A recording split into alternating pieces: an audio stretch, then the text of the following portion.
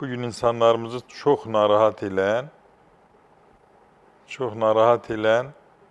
ağızda gələn pis qoxu haqqında məlumat vermək istəyirəm. Çünki çox geniş yayılıb və insanları çox narahat edir. Bəzi adamlar fikirləşir ki, bəs mənə yaxın olan adamlar, uşağım olsun, yoldaşım olsun, rəfiqəm olsun, dostum olsun və yaxud da ki, bazarda nəsə alanda hardasa nəsə alanda bir satıcıya yaxın durub nəsə deyirəm, tez başını çəkir. Görürsən, bunlar niyə belə edirlər? Çünki insan öz ağzından gələn qoxunu çox vaxt bilmir. Niyə?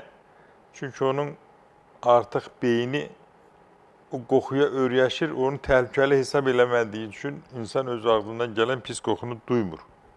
Bu baxımdan da təbii ki, o problemi yalnız ətrafdakılar bilirlər, onlar da çox vaxt tanıdıqlarından demirlər. Ağızdan gələn pis qoxunun bir neçə səbəbləri var. Xüsusilə də böləndə 5 əsas səbəb var orada. Birinci, ağız boşluğudur. Ağız boşluğunda da bir neçə yerə bölmək olar. Diş dibindən gələn, dişdə olan xəstələr nəticəsində olan pis qoxu, dilin özünə bağlı olaraq əmələ gələn pis qoxu, sonra bir də dilin kökünə və badamcıqlara da olan problemlərə bağlı pis qoxu gələ bilər.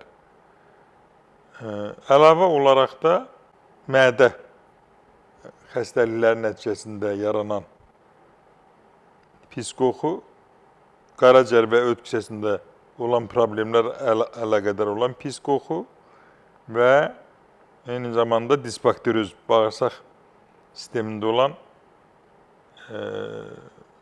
bakteriyaların nisbətinin pozulması nəticə yaranan pis qoxu. Əlavə olaraq da bəzən görürsünüz ki, bronxiktaz deyirlər. Bronxlarda genişlənmə olur, orada irin yığılır və yaxud da ki, haymor boşluğunda çirk olur, irin olur. Onların nəticəsində də onlar böyük faiz təşkil eləmir. Ona görə biz əsas böyük faiz təşkil edən problemlər haqqında danışacağım.